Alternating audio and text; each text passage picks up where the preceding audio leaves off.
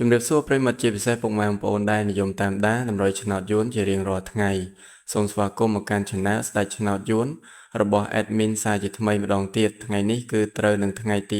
19ខែកក្កដាឆ្នាំ2026 Admin យើងមានលេខតម្រុយល្អមែនទែននិងបានធ្វើការសម្រិតសម្រាំងយ៉ាងហ្មត់ចត់ដើម្បីនាំយកតម្រុយលេខពិសេសដែលមានភាគរយខ្ពស់ក្នុងការចេញនៅថ្ងៃនេះមកចែកជូនពុកម៉ែបងប្អូនទស្សនានិងយកទៅផ្សងសំណាងហៅលាភហៅជ័យទាំងអស់គ្នាណាបាទ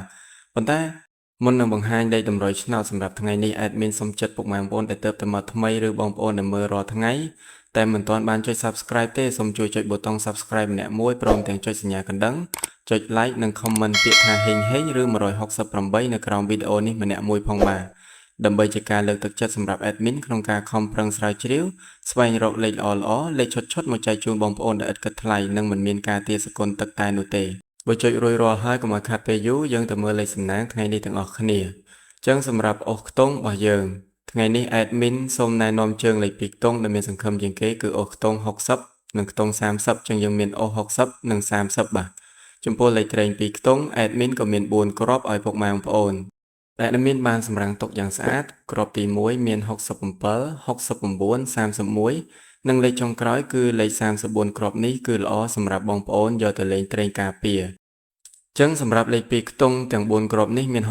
67 69 31និង34ពុកម៉ែបងប្អូនអាចធ្វើការពិចារណាបានបើស្រឡាញ់គ្រាប់ណាពេញចិត្តគ្រាប់ណាអាចយកទៅផ្សងសំណាងបានទាំងវេនថ្ងៃនិងវេនយប់ឥឡូវចូលដល់3លេខសម្រាប់បងប្អូនដែលចូលចិត្តផ្សងសំណាងលុយដុំថ្ងៃនេះ Admin មាន2គ្រាប់ពិសេសដែលបងប្អូនអាចយកទៅលេងបានចំពោះ3លេខគុណគ្រាប់ទី1គឺលេខ769ហើយនឹងគ្រាប់ទី2មាន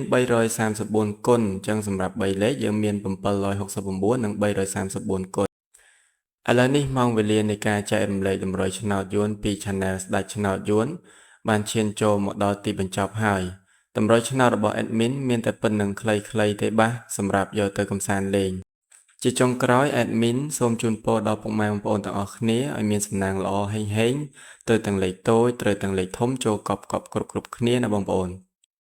បាទជម្រាបលានិងជួបគ្នានៅវីដេអូថ្ងៃស្អែកជាបន្តទៀតបាយបាយ